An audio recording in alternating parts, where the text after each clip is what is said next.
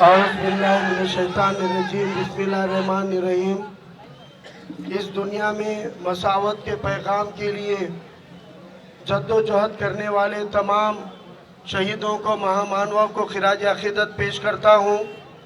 मंच पर, विचार मंच पर मौजूद हमारे नेशनल लीडर और वंचित बहुजन आघाड़ी के प्रेरणा स्रोत, जिनकी ममता तमाम कार्यकर्ताओं को माँ जैसी मोहब्बत देती हैं, ऐसी हमारी बड़ी बहन प्रोफेसर अंजलि ताई अंबेडकर जी।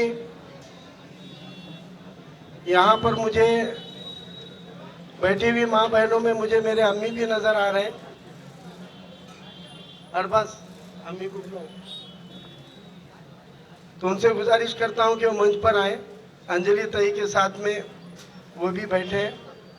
यहाँ पर मंच पर बैठे हुए आदरणीय भंते जी, मंच पर बैठे हुए मौलाना हाफिज फेरोज साहब, मंच पर बैठे हुए तमाम जिम्मेदारान लोकसभा के कैंडिडेट अविनाश भूसीकर जी, मंच पर बैठे हुए मेरे तमाम मजबूत और बहादुर साथियों और यहाँ पर मौजूद तमाम बुजुर्गों, नौजवानों और अल्हम्दुलिल्लाह मुझसे मोहब्बत करने वाले तमाम नौजवान साथियों के जज्बे को, हिम्मत को फारूक अहमद का सलाम। अस्सलाम वालेकुम रहमतुल्लाहि बरकातहू।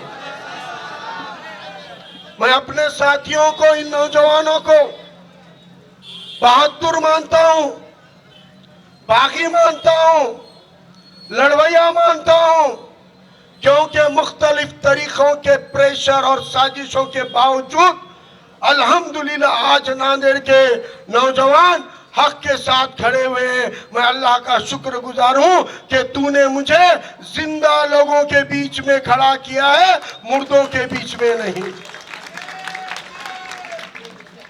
साथियों, मुख्तसर वक्त है। राहुल नगर वाघाला की सभा की वजह से गंगा चाल की सभा रद्द करने के बावजूद अभी हमारे पास सिर्फ 25 मिनट बचे हैं और हमको मेरे अलावा भंते जी को और ताई अंजलि ताई को भी सुनना है। अंजलि ताई की रहनुमाई भी बहुत जरूरी है, इसलिए मैं बहुत ज्यादा वक्त नहीं लेता हूं।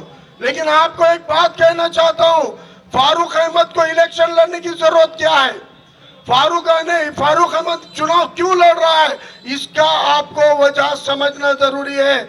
ये नांदेड़ की सरजमीन अंबेडकरवादी विचारों की और माइनॉरिटी मुसलमानों की सियासत की जमीन रही है। आपको ताज्जुब होगा कि आज 50 साल के नौजवान को, आदमी को भी पूछ लो कि नांदेड़ से कभी तुमने मुसलमानों का एमएलए देखा है, तो वो कहते हैं नहीं, मुसलमान आमदार नहीं बन सकता।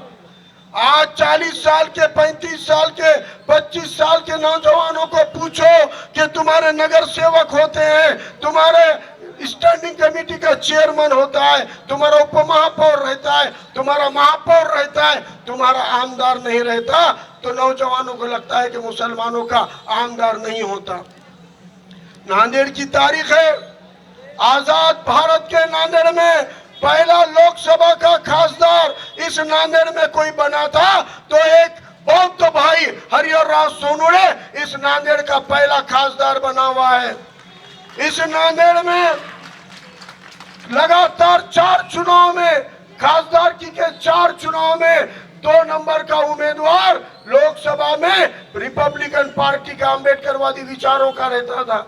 इसका मतलब आजाद भारत की सरजमीन में अंबेडकरवादी विचार यहाँ का जिले के अंदर की सियासत की जमीन थी। हमने देखा इस नांदेड़ में कांग्रेस 2 इलेक्शन लगातार हार गई आजाद भारत में। जब कांग्रेस जीत नहीं सकती थी, उस वक्त में कांग्रेस को एडवोकेट सैयद फारूक पाशा नाम की शख्सियत की उम्मीदवारी देनी पड़ी और उस वक्त इस आजाद भारत के पहला नांदेड़ का मुस्लिम एमएलए सैयद फारूक पाशा साहब चुनकर आए थे। सैयद फारूक पाशा साहब 62 में पहली बार चुनकर आए, 67 में दूसरी बार चुनकर आए, लगातार 3 बार चुनकर आने वाले हैट्रिक आमदार सैयद फारूक पाशा इस नांदेड़ के इसी सरजमीन, इसी कदीम शहर से चुन के आते थे। इस नांदेड़ में फारूक पाशा को एमएलए बनाने वाले जैसे मुसलमान थे, वैसे यहाँ के सेक्युलर जहन के ओबीसी और हिंदू भी थे, वैसे इस नांदेड़ के सेक्युलर जहन के बौद्ध और दलित समाज भी थे। सब समाज ने वोट किया और एक नहीं, दो नहीं, तीन बार फारूक पाशा आमदार बने। उसके बाद कांग्रेस के खिलाफ प्रोफेसर नूरुल्लाह खान खड़े रहे, कांग्रेस को हराकर प्रोफेसर नूरुल्लाह खान भी आमदार बने। 1967 से लेकर आज तक किसी मुसलमान को इन्होंने टिकट नहीं दिया था, लेकिन उनको चुन के भी आने नहीं दिया। कोशिश नहीं की, कोशिशें की। उस्मान साहब खड़े रहे, सोना बेटी वाले सत्तार भाई इलेक्शन लड़े, हमें सरवरी साहब इलेक्शन लड़े, अब्दुल समद बागवान साहब इलेक्शन लड़े, ईसा खान साहब इलेक्शन लड़े, गफ्फार खान साहब इलेक्शन लड़े, कई मुसलमान इलेक्शन लड़े। लेकिन ऐसी साजिशें की गई कि मुस्लिम कैंडिडेट को गैर मुस्लिम वोट नहीं देना चाहिए। मुसलमानों के एक गट्टा वोट लेने के बावजूद मुसलमान जब जीतने लगता था, कांग्रेस और शिवसेना के, कांग्रेस और भाजपा के तमाम लोग एक हो जाते थे और मुसलमानों को हराते थे। ये साजिशें थी कि मुसलमान को किसी का वोट ना मिले। आज वक्त की मार देखिए, वक्त का इंसाफ देखिए, हक का इंसाफ देखिए। एक पार्टी वजूद में आई, उस पार्टी ने मुसलमान को टिकट भी दिया और अपना वोट भी दिया। उस पार्टी का नाम वंचित बहुजन आघाड़ी और कायद का नाम प्रकाश अम्बेडकर साहब है। 2019 में इससे पहले किसी भी मुसलमान के खिलाफ मुसलमान कैंडिडेट नहीं दिया गया था, लेकिन 19 में दिया गया, 24 में दिया गया, क्योंकि उनको ये मालूम है कि इसको नॉन मुस्लिम हम वतन भाइयों के वोट मिलने वाले, इसको हराना है तो घर के भेदियों से हराओ, इसके कौम के वोटों को फोड़ो। ये साजिशें हो रही है। इन साजिशों के खिलाफ अल्लाह के नाम से कोशिशें करने की जरूरत है। जब जब साजिशें होती है तब तब हक के रास्ते पे कोशिशें करना जरूरी है। और आज अल्हम्दुलिल्लाह मैं आपको कहता हूं कि देखो मैदान में कौन खड़ा है, मैदान में कौन खड़ा है। भाजपा और शिवसेना के कैंडिडेट आनंद बोंडारकर, कांग्रेस के कैंडिडेट मोहनराव हंबर्डे, जिनके सगे भाई लोकसभा के कैंडिडेट, भाजपा के कैंडिडेट संतोष हंबर्डे, और आरएसएस का भी कैंडिडेट है। मुस्लिम नौजवानों को आगाह कर रहा हूं, पहली बार भाजपा का कैंडिडेट अलग और आरएसएस का कैंडिडेट अलग है। भाजपा का कैंडिडेट आनंद है तो आरएसएस का कैंडिडेट दिलीप कंदकुर्दे अपक्ष खड़ा रहा हुआ है, उसको आरएसएस का सपोर्ट और ताईद हासिल है, वो आरएसएस का कैंडिडेट है। और वो आप लोगों के वोट पिछले इलेक्शन में ये कहकर लूट कर गया था कि अपक्ष उम्मीदवार है, पहली निशानी चाबी थी, अब सेगड़ी से खड़ा हुआ है। आपके वोटों को बांटने की साजिशों को रोकना पड़ेगा। अगर हमको ऐवान असेंबली में नुमाइंदगी भेजनी है तो हमको साजिश को रोकने की जरूरत है। मुझसे पहले मुकर्रिरीन ने बहुत अच्छे अंदाज में कहा, आज नांदेड़ में अफसोस है मुस्लिम की नुमाइंदगी नहीं है, लेकिन इस बात का ज्यादा अफसोस है कि तुम मुसलमानों को नुमाइंदगी नहीं देते हो, लेकिन मुसलमानों की नुमाइंदगी भी नहीं करते हो। जब भी दहशतगर्दी के नाम पर नांदेड़ में 29 मुस्लिम नौजवानों को दहशतगर्द बोल के जेल में डाल दिया गया, तब कोई आमदार खासदार तुम्हारे हक में खड़ा नहीं हुआ। तब people's campaign against politics of terror का प्रोग्राम लेने के लिए हम आगे बढ़कर यहाँ पे दहशतगर्दी के खिलाफ मुहिम शुरू किए। उस प्रोग्राम का नतीजा है 2013 में प्रोग्राम लिया, उस तारीख से आज तक एक भी मुसलमान को दहशतगर्दी के नाम पर जेल में डालने की हिम्मत ये एटीएस, एनआई और पुलिस की नहीं हुई है। ये होती है बेदार एहतजाज। फारूक सर तुम आगे बढ़ो, हम तुम्हारे साथ हैं। फारूक सर तुम आगे बढ़ो, हम तुम्हारे साथ हैं। 2019 में हरा दिया, वोट को बांट के फारूक अहमद को हरा दिया गया। अफसोस मुझे हारने का नहीं है, लेकिन विधानसभा 19 के चुनाव खत्म होते जालिम सरकार ने एनआरसी और सीए चालू कर दिया। अफसोस ये था कि मैं अगर एमएलए होता तो इस सदन को हिला के कहता कि बिहार में बीजेपी की सरकार होते हुए सीए के खिलाफ ठराव मंजूर कर सकती है, तो कांग्रेस एनसीपी की उद्धव ठाकरे की सरकार रहते हुए महाराष्ट्र सदन सीए के खिलाफ ठराव क्यों नहीं लेता। अगर मैं सदन में होता तो झंझोड़ के पूछता कि मुसलमानों को बाहर रखकर सीए बनाया गया, ये संविधान के आर्टिकल 14-15 के बराबर है क्या? नहीं है। तो अगर केंद्र की सरकार एनआरसी सीए लागू करेगी तो महाराष्ट्र की सरकार सीए लागू नहीं करेगी, इसका ठराव मंजूर कराता।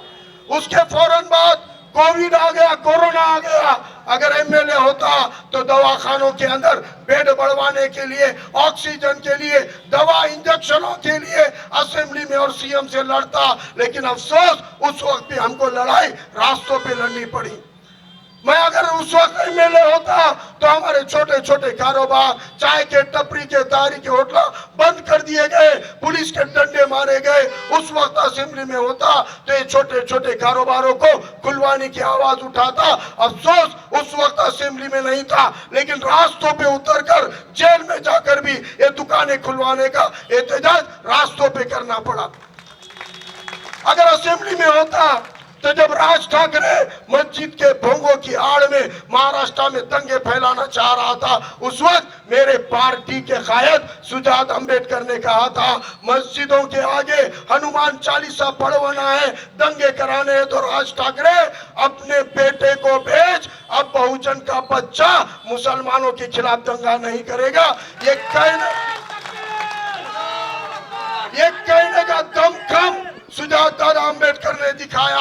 और उस वक्त पार्टी की तरफ से प्रदेश अध्यक्ष रेखा ताई ने मंत्रिमंडल सर्वपक्षीय बैठक में कहा कि राज ठाकरे महाराष्ट्र में दंगे कराना चाहते हैं, राज ठाकरे के खिलाफ यूएपीए के तहत मामला दर्ज करके राज ठाकरे को आतंकवादी बोल के जेल में डालो, ये डिमांड की। अगर असेंबली में होता तो असेंबली में राज ठाकरे के खिलाफ यूएपीए की मांग कर पाता।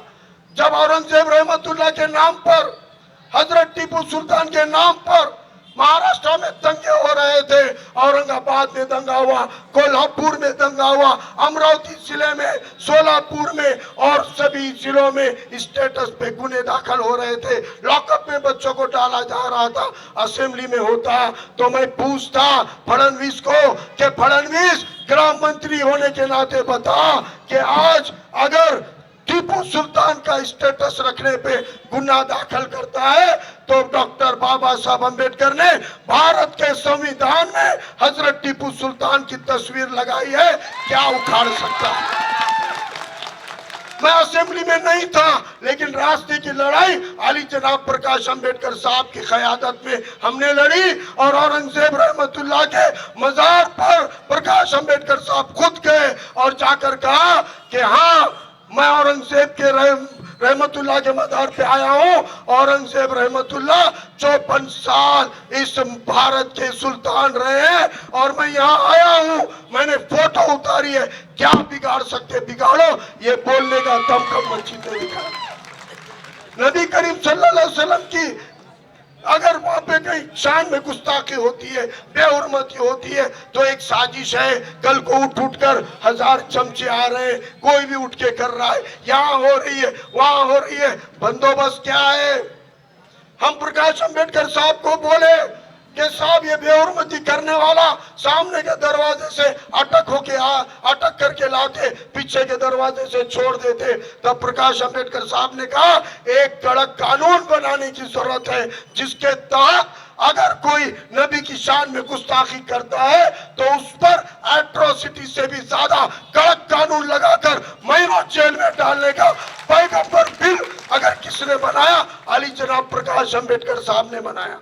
न सिर्फ बनाया, उसको विधान परिषद में टीचर कॉन्स्टिट्यूंसी के कपिल पाटिल नाम के आमदार के जरिए टेबल भी किया।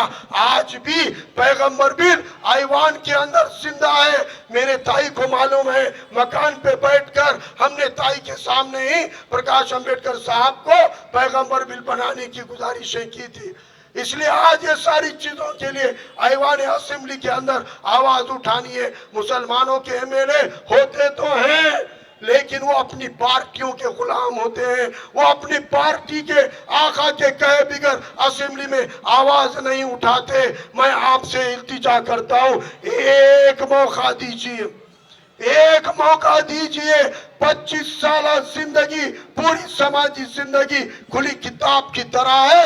अल्हम्दुलिल्लाह फारूक अहमद सिवाय अल्लाह के किसी के बाप को नहीं डरता। ये मैं दावे के साथ कहता हूं कि असेंबली में आपके लिए लड़ने के लिए मौका चाहता हूं।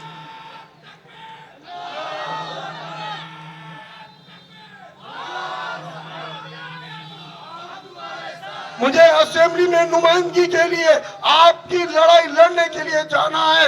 मेरी काबिलियत क्या है, मेरा किरदार क्या है, मुझे साबित करने की जरूरत नहीं है। अल्हम्दुलिल्लाह मेरी नांदेड़ की आवाम मुझसे वाबस्ता है, बेहतर तरीके से जानती है। मैं आपसे इल्तिजा करता हूँ, एक सदी अपने वोटों का डिवीजन रोकिए, वोट बटने मत दीजिए।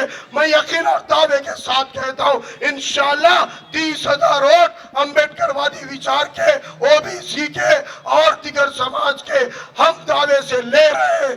आपके वोटों में डिवीजन को रोककर इंशाअल्लाह 47 साल की तारीख को तब्दील करने का मौका इस इलेक्शन में लेंगे। आप तमाम लोगों ने इतनी कसीर तादाद में शिरकत की, आपकी मोहब्बतों को सलाम करता हूं, अपनी जगह लेता हूं। अल्लाह हाफिज, जय भीम, जय मीम, खुदा हाफिज।